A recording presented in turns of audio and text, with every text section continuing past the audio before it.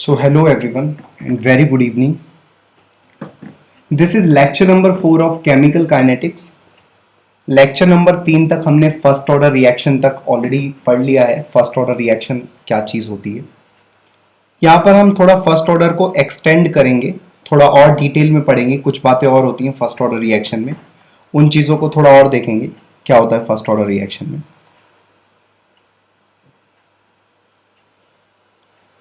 So let's start with the lecture. Just a second.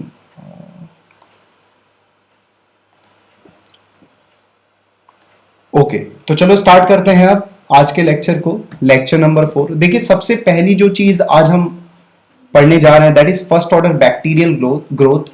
Last lecture में ये बताया गया था कि जो बैक्टीरिया का ग्रोथ होता है जैसे कर्डलिंग, ठीक है, तो वहां पर एक एग्जाम्पल आपको बताया गया था कि दही का बनना में जो लैक्टोबैसिलस बैक्टीरिया का ग्रोथ होता है वो फर्स्ट ऑर्डर रिएक्शन के फर्स्ट ऑर्डर काइनेटिक्स के अकॉर्डिंग होता है. तो वहां पर जो ग्रोथ प्रोसीड होगा वो फर्स्ट ऑर्डर के अकॉर्डिंगली प्रोसीड होगा. तो यहां पर वही बात कर रहे हैं जैसे फॉर बैक्टीरियल ग्रोथ हमें क्या क्या फॉर्मूले यूज करने चाहिए. जैसे हम फर्स्ट ऑर्डर में यूज करते थे ln A0/AT is equals to KT, क्योंकि वहां पर बेसिकली रिएक्टेंट डिके होता था, रिएक्टेंट डिक्लाइन होता था, अमाउंट ऑफ रिएक्टेंट धीरे धीरे वो डिक्रीज होती थी रिएक्टेंट की कॉन्सेंट्रेशन.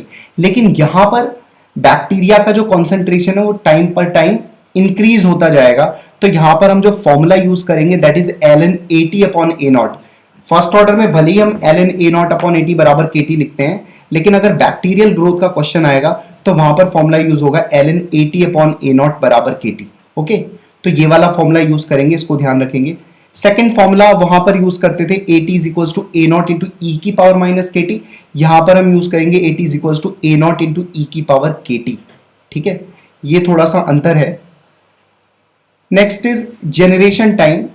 वहां पर हाफ लाइफ पढ़ा था हमने कि कितने टाइम में कॉन्सेंट्रेशन रिएक्टेंट की हाफ हो जाती है इनिशियल के. यहां पर जनरेशन टाइम वो टाइम होगा जितने टाइम में जो कॉन्सेंट्रेशन होगी बैक्टीरिया की वो डबल हो जाएगी, दोगुनी हो जाएगी. वहां पर हाफ होती थी, यहां पर डबल होगी. ऑब्वियसली वहां पर डिक्रीज होता था रिएक्टेंट का कॉन्सेंट्रेशन, बट यहां पर बैक्टीरिया का जो कॉन्सेंट्रेशन है वो इंक्रीज हो जाएगा. जनरेशन टाइम यहां पर भी सेम फॉर्मूला लगेगा ln2/K 0.693/K. तो ये 3 पॉइंट इंपॉर्टेंट है फर्स्ट ऑर्डर बैक्टीरियल ग्रोथ के लिए जो आपको पता होने चाहिए. तो बहुत जल्दी से ये तीनों पॉइंट लिख लेंगे.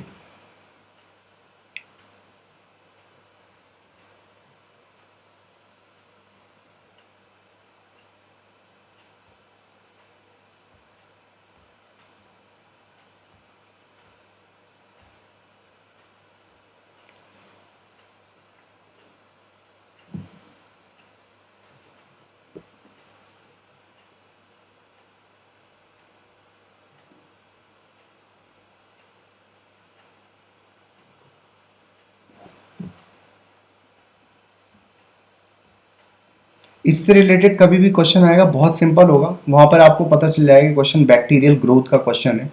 तो जो भी फॉर्मूले बताए गए हैं उनको लगा देना. फर्स्ट ऑर्डर में एग्जैक्टली जो सेम फॉर्मूले लगाए जाते हैं वो नहीं लगाए जा रहे हैं यहाँ पर, जो ऑलरेडी मैं बता चुका हूँ. ln A0/AT नहीं, ln AT/A0 लगाएंगे यहाँ पर. ठीक है, पहला वाला फॉर्मूला और दूसरा वाला फॉर्मूला यहाँ पर चेंज हुआ है. जो वहाँ पर हाफ लाइफ हुआ करता था कुछ उससे मिलता जुलता जनरेशन टाइम है, बट यहां पर जनरेशन टाइम में कॉन्सेंट्रेशन बैक्टीरिया की डबल हो जाएगी. ठीक, तो जल्दी से नोट कर लो ये सारी चीजें.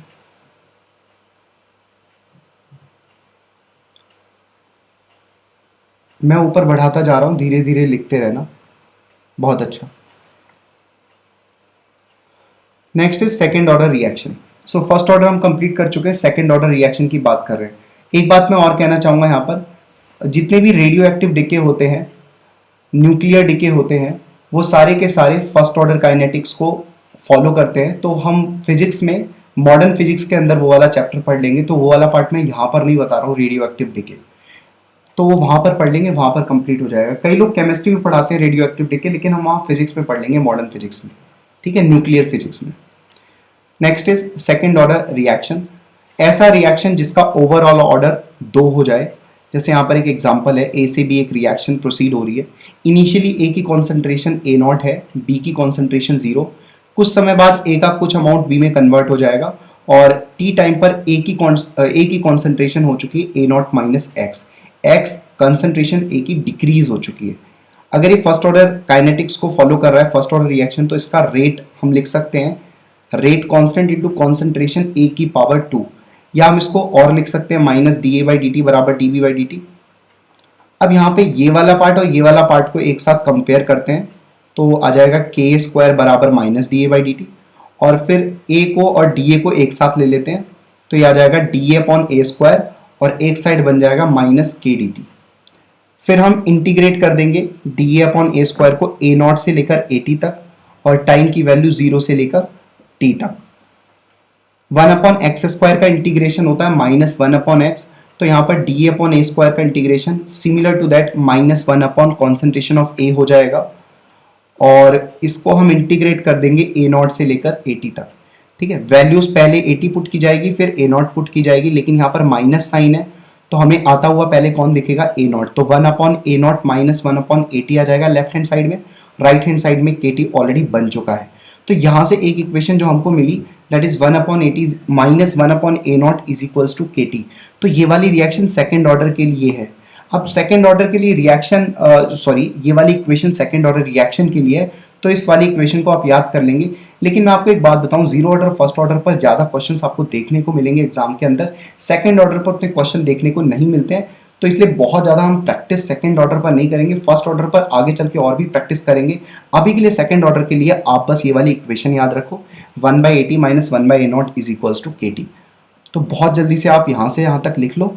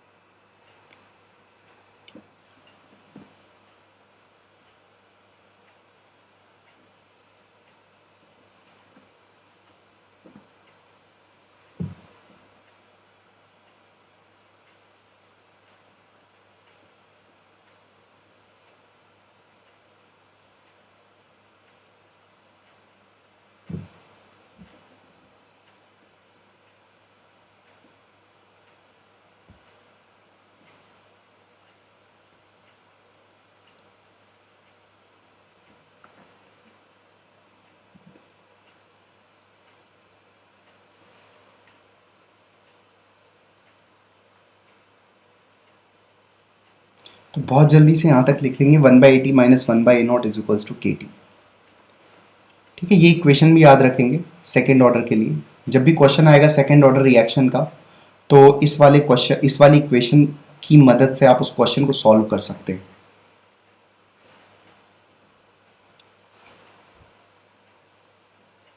तो आई होप आपने यहाँ तक लिख लिया होगा।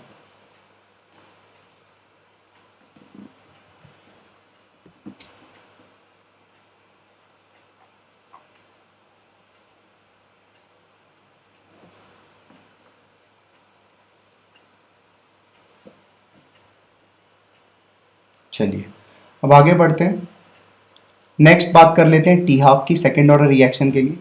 तो टी हाफ में आप जानते होंगे कि A T is equals to A naught by 2 होता है। तो इस वाली इक्वेशन में जो अभी हमने ये ऑब्टेन किया है, इसमें ए टी की value A naught by 2 put कर देते हैं, तो ये जो इक्वेशन बनेगी वो बनेगी, यहाँ पर ए टी की जगह ए नॉट बाई 2 रख दो, तो ये क्या हो जाएगा, ए नॉट बाई 2 मतलब 2 ऊपर चला जाएगा, 2 upon A not minus 1 upon A naught is equals to K into T half. ठीक है, क्योंकि वो टाइम कौन सा है जहां पर A T A naught by 2 हो रहा है, टी हाफ, तो यहाँ पर पुट कर दिया हमने टी हाफ। यहाँ से आप 2 माइनस 1 1 बाई ए नॉट आ जाएगा, राइट हैंड साइड के टी हाफ आ जाएगा, और टी हाफ की वैल्यू आ जाएगी 1 बाई ए नॉट इंटू के। तो ये वाली वैल्यू टी हाफ की मिल गई। ठीक है, हाफ टाइम मिल गया हमें एक केमिकल रिएक्शन का, सेकेंड ऑर्डर काइनेटिक्स का। सेकेंड ऑर्डर केमिकल रिएक्शन के लिए हाफ लाइफ की वैल्यू हो गई 1 अपॉन ए नॉट के। तो यहाँ से ये वाला भी फॉर्मूला आप जबान पर रखना, अगर क्वेश्चन आता है इससे रिलेटेड तो फिर डायरेक्टली फॉर्मूला लगा के हम सॉल्व कर लेंगे। तो इसका बहुत जल्दी से टी हाफ ये लिख लो।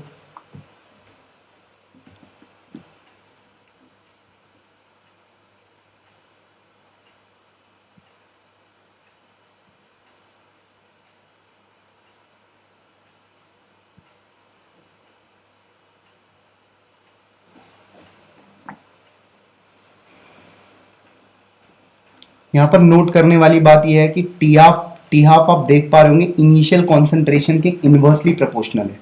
तो ये भी एक नोट करके पॉइंट लिख लेंगे कि टी हाफ इन्वर्सली प्रोपोर्शनल होगा इनिशियल कॉन्सेंट्रेशन के, जो कि बहुत इंपॉर्टेंट है। अभी समझ में आ जाएगा कैसे बहुत इंपॉर्टेंट है। तो यहाँ तक लिख लिया होगा आपने। अब देखिए इसी जो चीज़ हमने नोट करके लिखी है उससे रिलेट करके एक इलस्ट्रेशन देख लेते हैं। ए नॉट से ए नॉट बाई टू तक जाने में अगर हमको टी टाइम लगा है, मतलब कॉन्सेंट्रेशन ए नॉट से ए नॉट बाई टू होने में टी टाइम लग गया, किसकी कॉन्सेंट्रेशन? रिएक्टेंट की। तो ए नॉट बाई टू से ए नॉट बाई फोर जाने में मेरे को कितना टाइम लगेगा? मेरे को कितना टाइम लगेगा? 2t टाइम लगेगा। ऐसा क्यों? क्योंकि इनवर्सली प्रोपोर्शनल है कंसंट्रेशन के। तो कंसंट्रेशन अगर हाफ हो गई, देखिए पहले इनिशियली कंसंट्रेशन ए नॉट थी तो हाफ लाइफ टी थी। अब अगर इनिशियल कंसंट्रेशन हाफ हो गई तो हाफ लाइफ डबल हो जाएगा। बात समझे?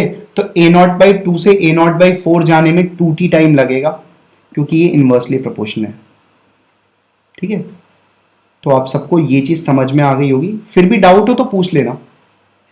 तो ये वाला पॉइंट यहां पर करके ऐसे लिख लेंगे। अभी लिखते भी चला करें, जो चीजें बहुत आसान हो उसको फटाफट लिखते चला करें, जिससे हम कम टाइम में ज्यादा कुछ कवर कर लेंगे। और कुछ पार्ट अगर नहीं लिखा हो तो बता देना, मैं स्क्रॉल कर दूंगा ऊपर। अब देखो आगे एक क्वेश्चन है, फॉर सेकेंड ऑर्डर रिएक्शन ए से बी 0.1 से 0.05 जाने में 0.1 से 0.05 जाने में 10 सेकेंड लगते हैं, तो 0.05 से 0.025 जाने में कितना टाइम लगेगा? ठीक है, 0.1 से 0.05 मतलब हाफ ऑफ द कॉन्सेंट्रेशन हो गई, तो 10 सेकेंड ये हाफ लाइफ हो गई इस कॉन्सेंट्रेशन के लिए।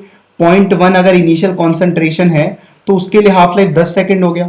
अब 0.05 से 0.025 जाने का मतलब क्या है? 0.05 का हाफ कितना होता है? 0.025। तो इसका मतलब 0.05 के लिए फिर हाफ लाइफ कितनी होगी? 0.1 के लिए 10 सेकेंड थी तो 0.05 के लिए कितनी होगी? कॉन्सेंट्रेशन हाफ हो गई ना इनिशियली, तो टाइम डबल हो जाएगा हाफ लाइफ। तो आंसर शुड बी 20 सेकेंड। फिर यहाँ पर कुछ करने की जरूरत नहीं, निकालने की जरूरत नहीं। इसलिए इंपॉर्टेंट है कि आप याद रखो टी हाफ जो होगा वो इनिशियल कॉन्सेंट्रेशन के इनवर्सली प्रोपोर्शनल होगा। अगर कॉन्सेंट्रेशन हाफ हो जा रही है तो टी हाफ डबल हो जाएगा। ठीक है, जैसे कि यहां पर हो गया है। ये वाला क्वेश्चन आप नोट कर सकते हो।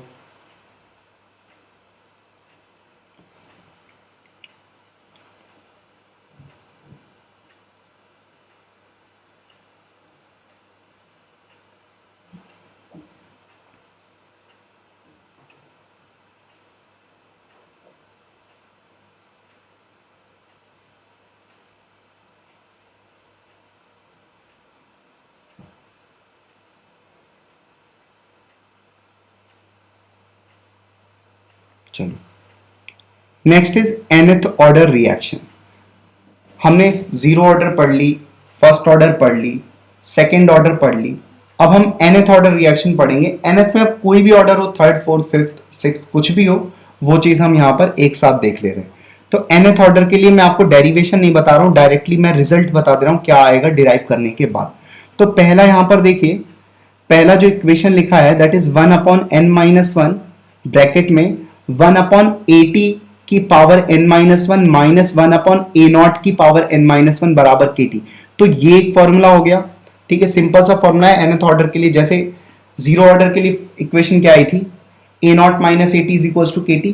फर्स्ट ऑर्डर के लिए इक्वेशन क्या आई थी? ln a0 upon at is equals to kt। Second order के लिए ऐसे अभी हमने इक्वेशन निकाली थी, यहां पर है सेकेंड ऑर्डर के लिए ये equation 1/80 minus 1/a0 is equals to kt।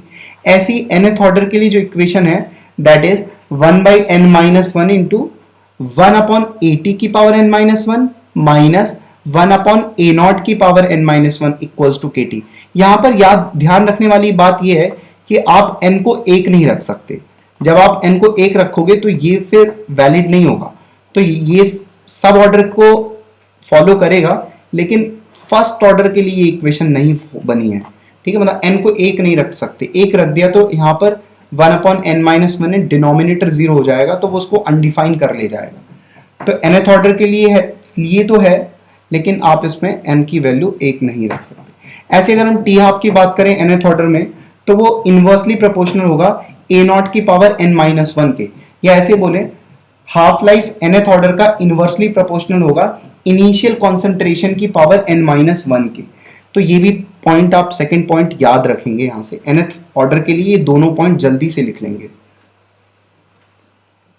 अच्छा, एक बात और है कि जो फर्स्ट और सेकंड इक्वेशन लिखी गई है nth ऑर्डर के लिए, वो सारी कुछ हम बातें किसके लिए कर रहे हैं, ए टू बी टाइप रिएक्शन के लिए कर रहे हैं। अभी तक जितनी भी बातें हमने की हैं वो ए से बी वाली रिएक्शन के लिए की है, या एन से लेके बी वाली रिएक्शन के लिए की है, ठीक है। एन से बी वाली में के की वैल्यू एन के हो जाती है, ये ऑलरेडी आपको पता चल गया होगा।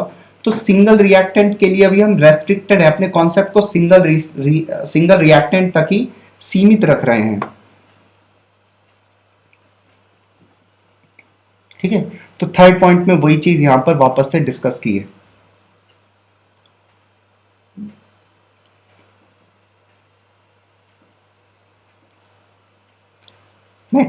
Next is pseudo first order reaction. देखिए, नाम से पता चल रहा है कि वास्तव में तो फर्स्ट ऑर्डर नहीं होगा, कोई ऐसा रिएक्शन है जो वास्तव में फर्स्ट ऑर्डर रिएक्शन नहीं होगा, लेकिन उसको हम फर्स्ट ऑर्डर मान सकते हैं। In reality that is not first order, लेकिन उसको कैलकुलेशन पर्पस के लिए हम फर्स्ट ऑर्डर ट्रीट कर सकते हैं। देखिए क्या बातें हैं वो समझते हैं।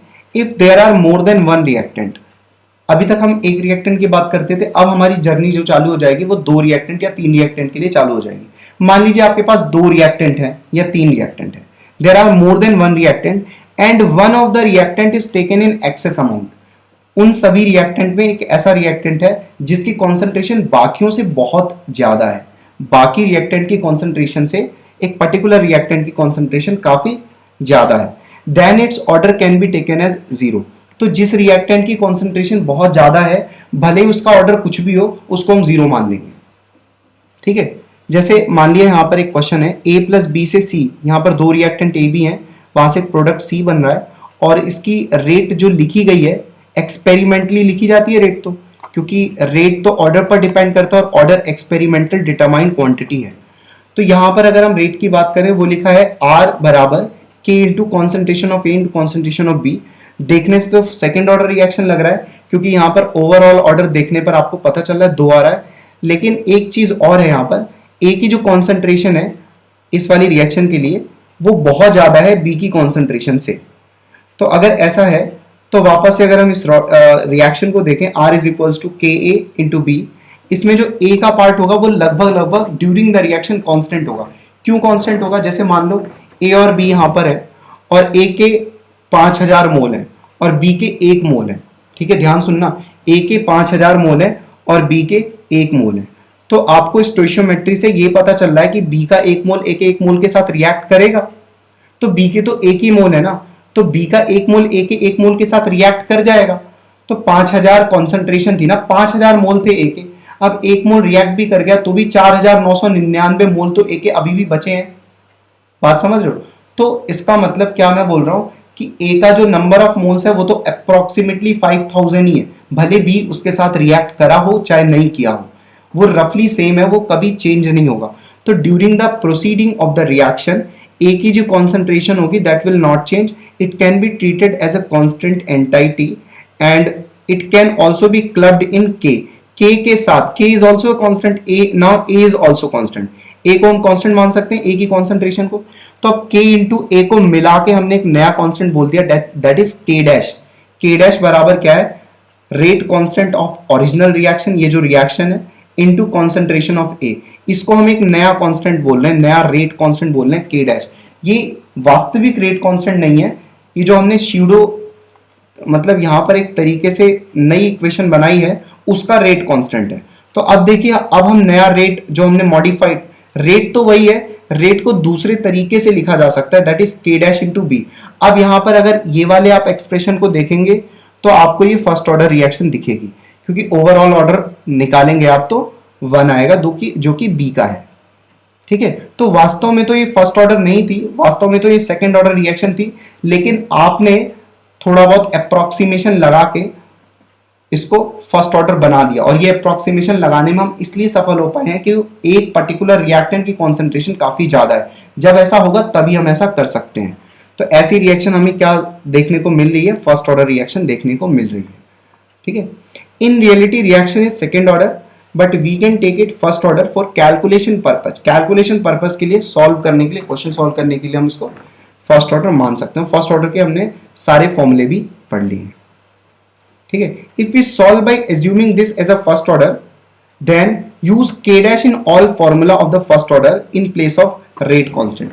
देखो, अगर मान लो तुम इस वाले क्वेश्चन को फर्स्ट ऑर्डर की इक्वेशन से सॉल्व करना चाहते हो, ठीक है, तो फर्स्ट ऑर्डर में जो जो फॉर्मूले यूज होंगे उसमें जो रेट कांस्टेंट की वैल्यू होगी उसको आप k डैश रखना, मतलब रेट कांस्टेंट की जगह k डैश रखा जाएगा, तभी फिर आंसर सही आएगा। तो वापस इस पॉइंट को मैं रिपीट कर देता हूं। If we solve by assuming this as a first order, अगर हम फर्स्ट ऑर्डर मान के कर रहे हैं, then use k dash in all the formula of first order in place of rate constant. Rate constant की जगह आपको k डैश रखना है। ठीक है, और k डैश वास्तव में क्या है, k इंटू कॉन्सेंट्रेशन ऑफ वो वाला रिएक्टेंट जो ज्यादा क्वांटिटी में लिया गया है। ठीक है, k डैश को हम बोल सकते हैं pseudo rate constant. This is not original rate constant, this is pseudo rate constant.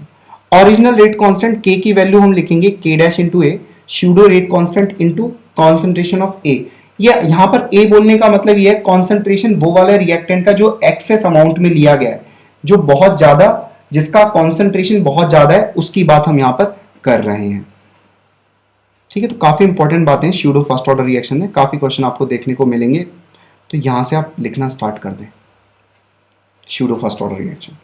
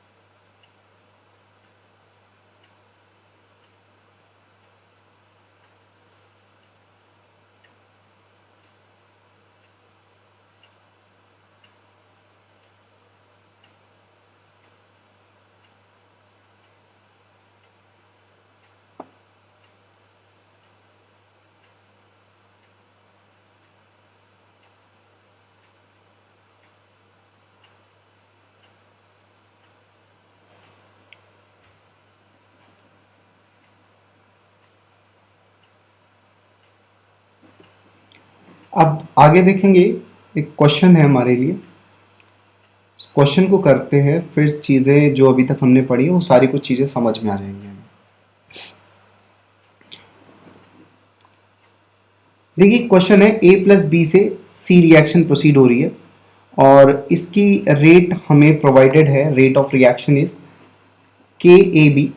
तो देखने से ये सेकेंड ऑर्डर दिख रही है, लेकिन आप यहाँ पर अगर कॉन्सेंट्रेशन देखेंगे ए की तो वो है 0.001 और बी की कॉन्सेंट्रेशन है 2। आपको के की वैल्यू कैलकुलेट करनी है अगर 99% ए कंज्यूम हो जा रहा है 10 सेकंड में, तो ऐसी रिएक्शन को हम स्यूडो फर्स्ट ऑर्डर रिएक्शन बोलेंगे, क्योंकि देखने में तो फर्स्ट ऑर्डर नहीं है लेकिन एक रिएक्टेंट की कॉन्सेंट्रेशन काफी ज्यादा है जो कि बी की है, तो बी के ऑर्डर को अगर हम हटा दें तो इस रिएक्शन का ऑर्डर क्या बचेगा, 1।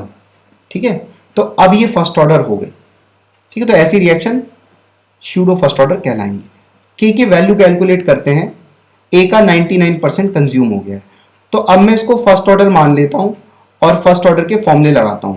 तो टी एक्स परसेंट का फॉर्मूला जो है फर्स्ट ऑर्डर में, that is 1/k into L N A not upon A T, है ना, आपको पता है 100/100 minus X T X percent का। तो टी 99% खत्म हो गया, 1/, लेकिन यहाँ पर के नहीं यूज करेंगे, यहाँ पर के डैश यूज करेंगे, क्योंकि ये ओरिजिनली फर्स्ट ऑर्डर रिएक्शन के लिए तो यूज नहीं की जा रही इक्वेशन।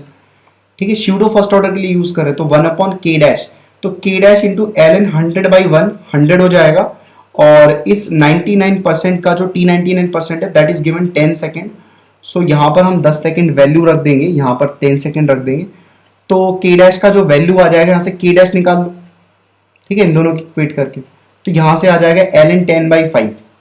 ठीक है, and we know k dash का वैल्यू क्या होता है, original rate constant into concentration किसका, जो ज्यादा मात्रा में है, तो ज्यादा मात्रा में बी है, तो यहां पर हमने k डैश के बी लिख दिया, तो यहां से k का जो वैल्यू आएगा that is k dash upon concentration of b।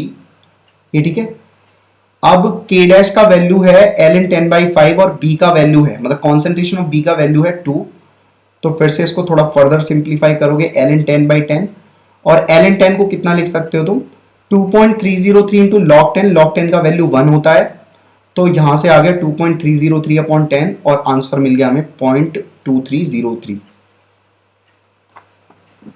ठीक है, तो ये आंसर आ गया इस क्वेश्चन के लिए। तो मैं थोड़ा नीचे स्क्रॉल कर देता हूं एक बार, जिन्होंने नहीं किया है इस क्वेश्चन को वो कर लेंगे, या तो आप क्वेश्चन लिख चुके होंगे, एक सेकेंड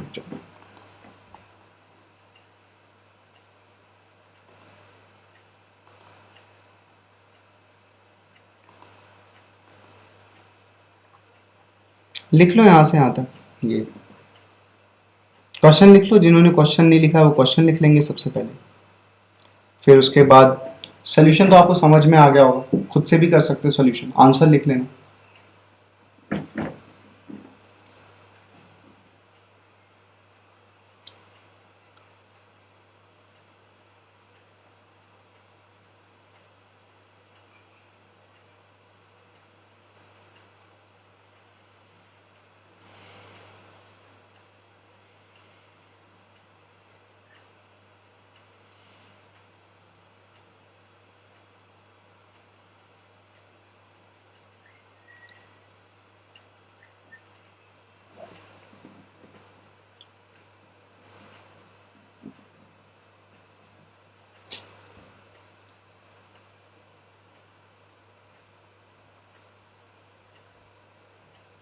देख लो यहां से क्या क्या किया है जल्दी से एक बार।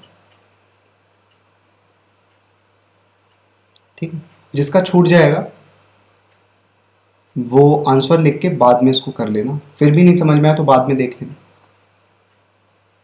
ठीक है, मैं थोड़ा जल्दी स्क्रॉल कर रहा हूँ, एक बार आइडिया लगा सकते हो क्या क्या किया गया है इस क्वेश्चन के अंदर। ऐसे क्वेश्चन तुम्हें वापस से देखने को मिलेंगे तो सॉल्व कर लेना वहां पर। ठीक है, आंसर लिखेंगे 0.2303।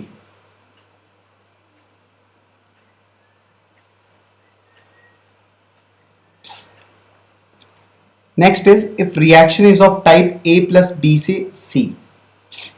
अभी तक एक ही रिएक्टेंट की रिएक्शन को हमने स्टडी की थी, अब हम रिएक्टेंट 2 रखेंगे, 3 रखेंगे, ऐसे रखेंगे और फिर देखेंगे कि कैसे इनकी स्टडी करते हैं। इसमें सबसे पहला जो इलस्ट्रेशन है उसको हम लिख दे रहे हैं ए प्लस टू बी से सी जा रहा है, ए प्लस टू बी से सी एक रिएक्शन जा रही है, दैट इज जीरो ऑर्डर। थोड़ा अब इस चीज को ध्यान से समझना, ये जीरो ऑर्डर रिएक्शन है। इनिशियली ए की कॉन्सेंट्रेशन ए नॉट है और बी की कॉन्सेंट्रेशन बी नॉट है। कुछ समय बाद ए नॉट माइनस एक्स हो जाएगा, ए का कॉन्सेंट्रेशन टी टाइम पर, और बी का concentration B not minus two X हो जाएगा। ये आपको समझ में आ गया होगा, सी का कॉन्सेंट्रेशन एक्स हो जाएगा। अब इस रिएक्शन का जो आप रेट लिख सकते हैं, जो आपने पहले पढ़ाई की हुई है इसकी, उसके मदद से आप लिख सकते हैं minus D A by D T is equals to minus half D B by D T is equals to D C by D T. और क्योंकि ये जीरो ऑर्डर रिएक्शन है तो रेट को रेट कांस्टेंट भी लिख सकते हैं, आर बराबर के। ठीक है, अब देखो यहां से इन दो चीज को मैं कंपेयर कर रहा हूं, एक तो minus D A by D T को और एक के को, जैसे हम पहले किया करते थे। ये दोनों चीजें हम एक साथ ले लेंगे, minus D A by D T is equals to K. तो अब देखिए minus D A by D T बराबर के लिखने से जीरो ऑर्डर की ट्रेडिशनल इक्वेशन आ गई जो हम ऑलरेडी पढ़ चुके हैं। तो यहां से जो फिर फॉर्मूला क्या आना चाहिए, जीरो ऑर्डर वाला आना चाहिए ए के लिए, है ना। ए के टर्म में बात करें तो ए की concentration A not minus A T is equals to के टी, ये जीरो ऑर्डर वाला आ गया, क्योंकि minus D A by D T बराबर के को अगर हम सॉल्व करेंगे और लिमिट पुट करेंगे तो ये चीज आ जाएगी। ये हम ऑलरेडी देख चुके हैं जीरो ऑर्डर रिएक्शन में। ठीक है, तो ये चीज आ गई। तो अगर मैं बोलूं ए का हाफ टाइम क्या होगा, ए का हाफ टाइम, ए के लिए तो ये वाली इक्वेशन आई है, A not minus A t equals to के टी। अगर खाली ए होता तो भी ये वाली इक्वेशन आती। और हाफ लाइफ क्या होती है ए की, फिर उस केस में ए नॉट बाई टू के, ये भी हम ऑलरेडी देख चुके हैं जीरो ऑर्डर रिएक्शन में। ठीक है, अब अगर मैं यहां से minus half D B by D T, ये जो चीज minus half D B by D T है, इसको भी के बराबर कर सकता हूं। ठीक है, मैं इसको भी के बराबर कर देता हूं, तो minus D B by D T की वैल्यू कितनी आ जाएगी, टू के आ जाएगी। ठीक है, अब देखो ये फिर से minus D A by D T बराबर के था ना पहले, minus D A by D T बराबर के, ये जीरो ऑर्डर को रिप्रेजेंट कर रहा है ना, तो वहां से A not minus A T is equal to के टी आ रहा था। अब minus D B by D T बराबर टू के है, तो यहां से इसका सोल्यूशन क्या आना चाहिए, B not minus B T is equal to two के टी, क्योंकि के तो टू के हो गया। ठीक है, अब यहां पर अगर मैं हाफ लाइफ बी की बोलूं तो कितनी आएगी, कितनी आएगी, बी नॉट अपॉन टू के, और के का वैल्यू तो टू के है, तो बी नॉट अपॉन फोर के, ये हाफ लाइफ आ गया बी के लिए। कोई डाउट होगा तो बोल देना। अब ए से बी ऐसे ही करेंगे, एक बार ए को लिख के कंपेयर करेंगे, फिर एक बार बी को लिख के कंपेयर करेंगे, देखेंगे कि इक्वेशन कैसी बन रही है। ठीक है, अच्छा यहां तक समझ में आ गया होगा। अगर मान लो मैं बी नॉट को टू ए नॉट रख देता, मतलब ये जो बी की कॉन्सेंट्रेशन यहाँ पे बी नॉट ली गई है, इसको बी नॉट नहीं बल्कि टू ए नॉट रख देता, ये ए नॉट और ये टू ए नॉट। ठीक है, तो अगर मैं बी नॉट की वैल्यू टू ए नॉट रख दूं, यहां पर बी नॉट की वैल्यू यहां पर टू ए नॉट रख दूं, तो फिर बी का हाफ लाइफ क्या आ जाएगा, ए नॉट बाई टू के आ जाएगा, two A not upon four K, है ना, ए नॉट बाई टू के आ गया। अब ए नॉट बाई टू के तो हाफ लाइफ ए का भी था और वही हाफ लाइफ बी का भी है, तो अगर बी नॉट की वैल्यू टू ए नॉट के बराबर हो जाए तो हाफ लाइफ बी की ए नॉट बाई टू के हो जाएगी और वही हाफ लाइफ ए की है। ठीक है, मैं अभी आपको ये पॉइंट बता दे रहा हूं। एक्चुअली में क्या है कि अगर रिएक्टेंट की कॉन्सेंट्रेशन आप उनके स्टोइशियोमेट्रिक रेशियो में लेते हैं तो दोनों जितने भी रिएक्टेंट होंगे उनका हाफ लाइफ बराबर होगा।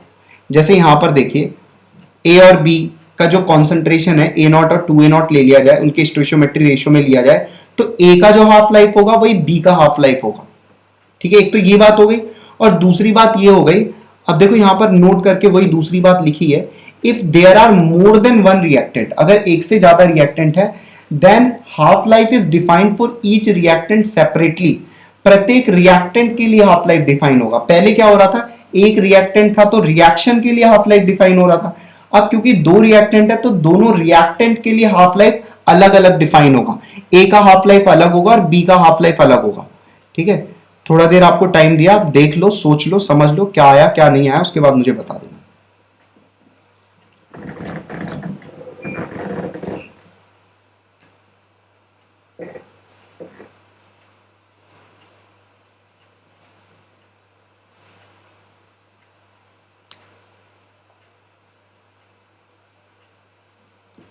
लिखना स्टार्ट करो, सोचते रहो, समझते रहो, जो पॉइंट ना समझ में आए पूछ लेना।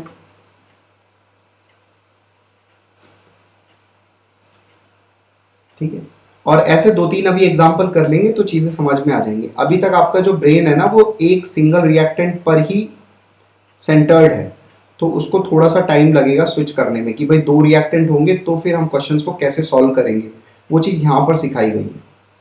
ठीक है, धीरे धीरे आप यूज टू हो जाओगे इसके भी। पर 2 रिएक्टेंट पे जल्दी क्वेश्चन आते नहीं है, सिंगल रिएक्टेंट पर क्वेश्चन आएंगे तो फिर डिफिकल्ट नहीं है आपके लिए।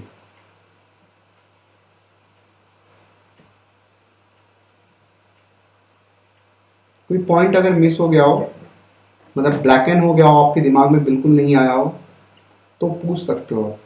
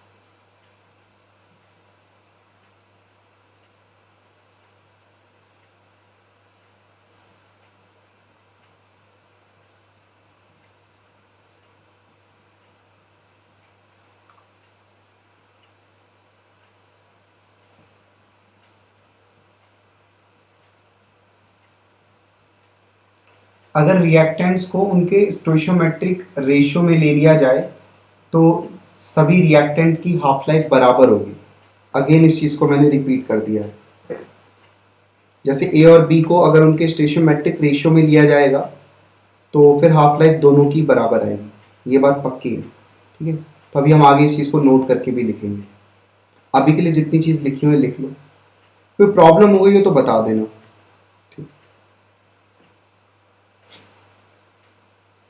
ठीक है, नई चीज़ है, इसको 2-3 बार में समझ लेना। मतलब घर पर अगर चीज़ नहीं समझ में आए तो 2-3 बार इसी चीज़ की वीडियो देख के रिपीट कर देना।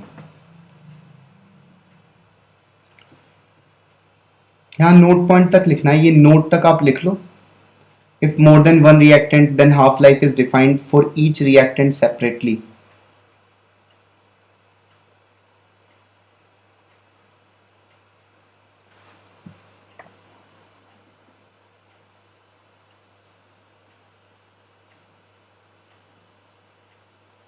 अब देखो सेकेंड इलस्ट्रेशन स्टार्ट करते हैं।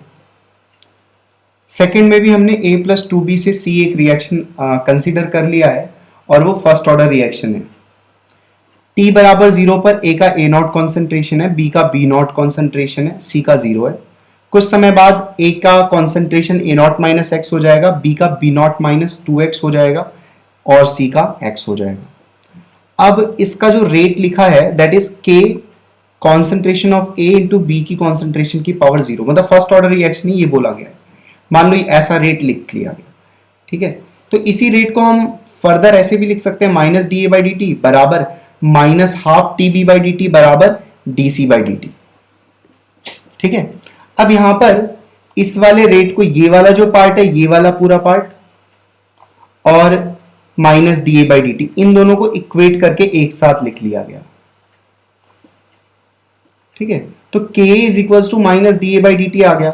अब ये आप देखोगे ये चीज कहां पे आपको देखने को मिलती थी, जब A से B एक सिंगल रिएक्टेंट लेते थे और फर्स्ट ऑर्डर रिएक्शन आती थी तो वहां पर भी K is equal to minus D A by D T बनता था।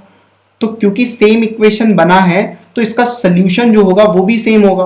वहां पे याद है आपको x की वैल्यू हम कितनी लिखते थे फर्स्ट ऑर्डर रिएक्शन में, वो लिखते थे हम A0 initial concentration into 1 minus e की पावर माइनस के टी। वो x की वैल्यू फर्स्ट ऑर्डर रिएक्शन में लिखी जाती थी। x क्या है, जितना अमाउंट डिक्रीज हुआ है का। ठीक है, और a ये तो फर्स्ट ऑर्डर रिएक्शन है ना a के लिए, तो हाफ लाइफ a के लिए सिमिलर टू दैट क्या आ जाएगी, ln2/k। फर्स्ट ऑर्डर रिएक्शन का तो हाफ लाइफ ln2/k होता है, तो वही चीज सेम यहां पर रिपीट हो गया। अब अगर मान लो मेरे को हाफ लाइफ b का निकालना है, b का हाफ लाइफ निकालना है, ठीक है, तो b का जो हाफ लाइफ होगा कब आएगा, जब B की कॉन्सेंट्रेशन B0/2 हो जाएगी। जिस टाइम पर B की कॉन्सेंट्रेशन B0/2 होगी वो उसका हाफ लाइफ होगा। और B की कॉन्सेंट्रेशन टाइम के साथ किस हिसाब से वेरी कर रही है टी टाइम पे कितनी है concentration, B not minus 2x।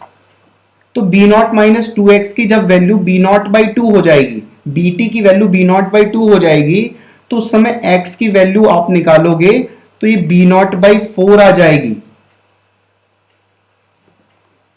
देखो बीटी की वैल्यू बी नॉट बाई 2 रखनी है और बीटी की value B not minus 2x है, तो यहां से x की वैल्यू निकालोगे तो ये कितना आ जाएगा, बी नॉट बाई 4 आ जाएगा। ठीक है, अब यहां पर हमें पता है x की वैल्यू, तो हमें पता ही चल गया ऑलरेडी, x की वैल्यू है A naught into 1 minus e की पावर माइनस के टी, ये हम ऑलरेडी निकाल चुके हैं। तो अब हम x की वैल्यू को पुट कर देते हैं बी नॉट बाई 4, x की वैल्यू को बी नॉट बाई 4 पुट कर देते हैं, तो फिर t की वैल्यू क्या होगी, टी हाफ फॉर b, मतलब b का जब हाफ लाइफ होगा तो उस समय x की वैल्यू हो जाएगी बी नॉट बाई 4, तो वही वैल्यू हमने पुट कर दी यहां पर। ठीक है, if needed you can calculate T half of B. अब हम यहां से कैलकुलेट नहीं कर रहे हैं क्योंकि यहां से कोई फॉर्मूला बनाना नहीं चाहते हैं, लेकिन अगर मान लो कभी क्वेश्चन आ गया, ये बहुत डिफिकल्ट क्वेश्चन होगा, ऐसा question advance JEE advance type के एग्जाम में ही आ सकता है, तो बहुत लोग छोड़ भी सकते हो अगर नहीं समझ में आए चीज, बट इतनी डिफिकल्ट नहीं है ये चीज, तो आप एक बार ट्राई मार सकते हो समझने का। ठीक है, तो अगर नीडेड है तो टी हाफ बी का यहां से निकाल लोगे, अगर क्वेश्चन दिया है तो ए नॉट और बी नॉट प्रोवाइडेड होगा क्वेश्चन में, तो वहां से ए नॉट और बी नॉट की वैल्यू रख दोगे तो टी हाफ तुम्हें बी के लिए मिल जाएगा।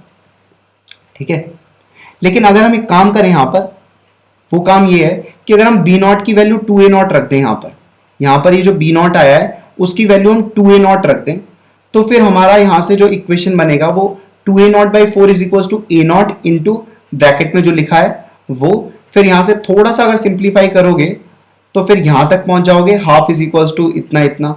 ठीक है, और थोड़ा और सिंप्लीफाई करोगे तो यहां से ये पहुंच जाओगे, थोड़ा और सिंप्लीफाई करोगे तो यहां तक ये पहुंच जाओगे, तुम खुद से देखना कैसे सिंप्लीफाई किया है। फिर फाइनली तुम्हें टी हाफ बी मिल जाएगा एल इन टू बाई के, जो कि ए का ही हाफ लाइफ है। बात समझे?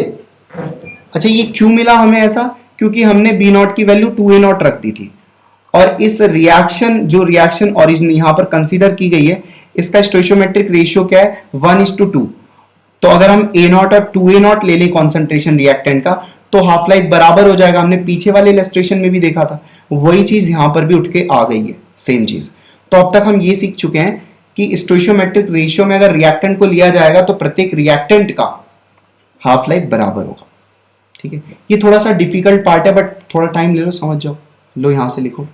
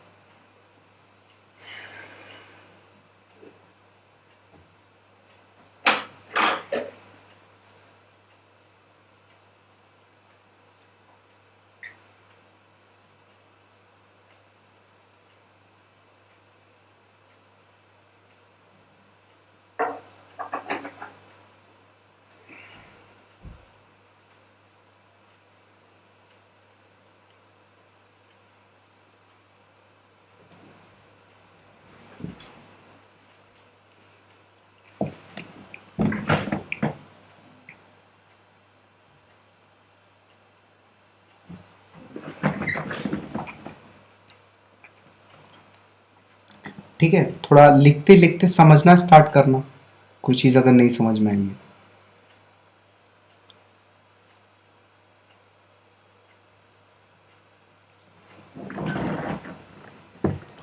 रिपीट कर लेंगे, थोड़ा प्रैक्टिस कर लेंगे ना इस चीज को, तो आ जाएगा आपको, घबराने वाली बात नहीं है। इसी चीज को 2 बार 3 बार कर लेना, आपका आपके अंदर सब कुछ है, ये सब रिपीटेडली प्रैक्टिस करोगे तो आपको भी समझ में आने लगेगा, कोई बहुत बड़ी बात नहीं है ये।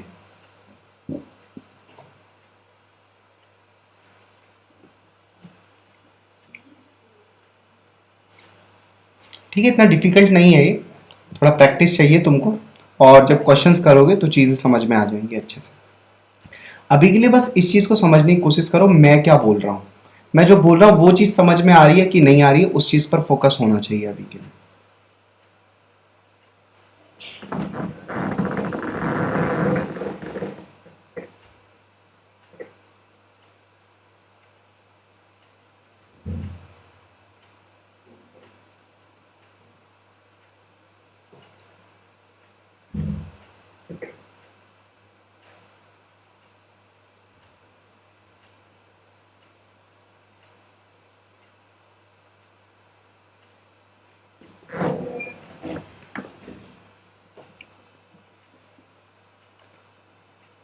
एक बार फिर से के लिए तुमने एक बार ये वीडियो वापस से देख लिया, ठीक है। एक बार देखो, जिसको एक बार फिर से समझना है तो कोई दिक्कत नहीं है, मैं वही चीज़ बार बार बोलूँगा। तो इससे क्या है कि जैसे ये वीडियो खत्म होगा तो उसको फिर से जाके तुम एक बार यहीं पर आके मतलब थोड़ा सा फॉरवर्ड करके यहीं तक देख लेना, कोई दिक्कत नहीं है। वही चीज़ तुमको फिर से समझ में आ जाएगी और बार बार रिपीट करके देख लेना।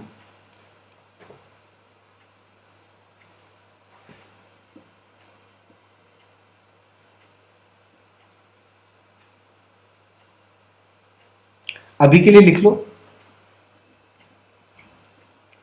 एक बार वापस से रिपीट कर। कोई पार्ट नहीं समझ में आया हो, ठीक है, तो वो पूछ लो। कोई भी पार्ट अगर तुम्हें इसमें नहीं समझ में आया हो तो वो पूछ लो मेरे से। तुम पूरा रिपीट कराओगे तो ये चीज़ वापस से मैं वही चीज़ बोलूँगा। इसका मतलब ये चीज़ तो रिकॉर्ड हो रही है ऑलरेडी, ये चीज़ यूट्यूब पर पब्लिश हो जाएगी, तो इसको वापस से देख लेना।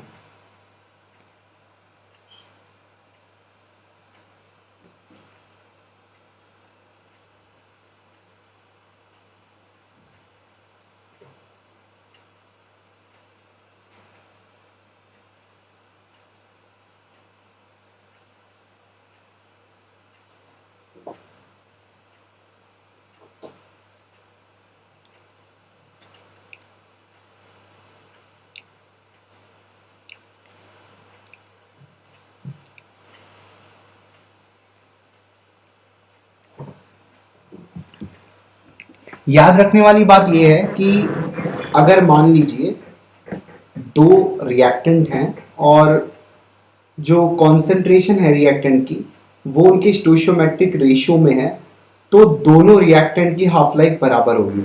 ये थोड़ा एक इंपॉर्टेंट पॉइंट है यहाँ से जो आपको याद रखना, ठीक है। और अगर बहुत ज़्यादा दिक्कत होगी ये वाले पार्ट समझने में तो छोड़ देना, इसको हटा देना। ये मैं एक्स्ट्रा बता रहा हूँ, इतना कुछ सीखा नहीं जाता, इतना कुछ ज़रूरत नहीं है, ठीक है। नीट के पेपर में ज़रूरत नहीं है, बोर्ड्स के पेपर में ज़रूरत नहीं है, इतनी सारी चीज़ों की ज़रूरत नहीं है।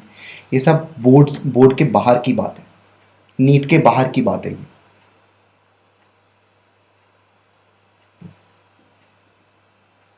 ठीक है, तो ये पार्ट आप मिस कर सकते हो अगर चाहो तो। अगर पहले एक बार ट्राई कर लेना, अगर फिर भी आपका ब्रेन बहुत ज़्यादा स्ट्रेस ले रहा हो इस चीज़ को लेके, लीव दिस, कोई प्रॉब्लम ही नहीं है। बाकी सारे क्वेश्चन आप तब भी कर लोगे, एनसीईआरटी के सारे क्वेश्चन आप तब भी कर लोगे। स्ट्रेस लेने का ज़रूरत नहीं है इस पार्ट से। बाकी तुम्हें पहले का समझ में आया, वेरी गुड। ए से बी टाइप के लिए ही हमारे सिलेबस में सारी चीज़ें, ए प्लस बी से सी के लिए नहीं है, ठीक है। तो डिफ़िकल्ट बात नहीं है इतनी।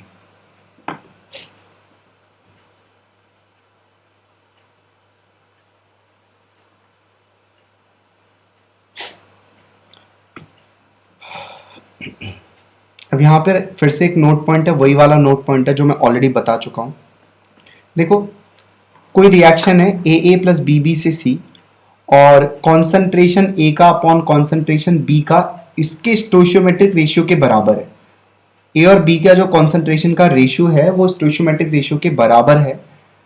इसका मतलब वापस से वही चीज बोल दी गई है, reactants are taken in their stoichiometric ratio. तो फिर उस केस में ए और बी का जो टी हाफ होगा वो बराबर होगा। तो ये नोट पॉइंट लिख लो।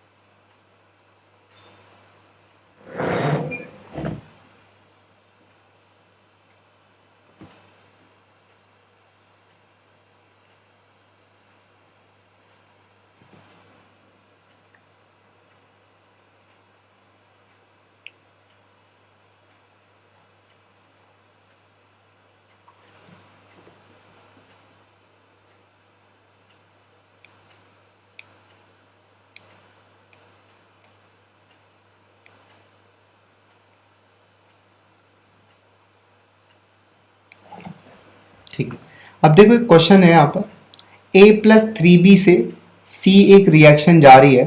इनिशियली 0.1 मोलार ए की कॉन्सेंट्रेशन है और बी की कॉन्सेंट्रेशन 0.3 मोलार है। और रेट ऑफ रिएक्शन लिखा गया है K इंटू ए की कॉन्सेंट्रेशन की पावर 1/2 इंटू बी की कॉन्सेंट्रेशन की पावर 3/2। तो यहाँ पर ऑर्डर आप अगर इस रिएक्शन का आप देखेंगे ऑर्डर, तो वो कितना निकल के आएगा, that should be 2।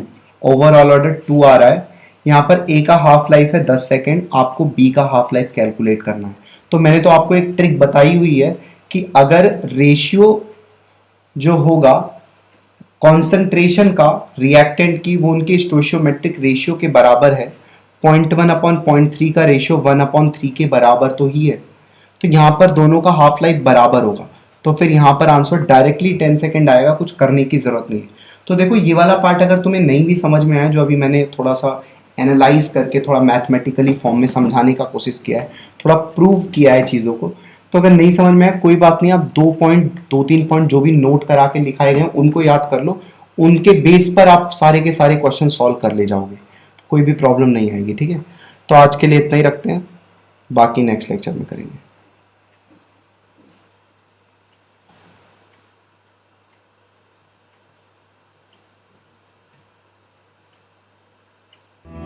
Lecture is complete now. Thank you for watching this lecture.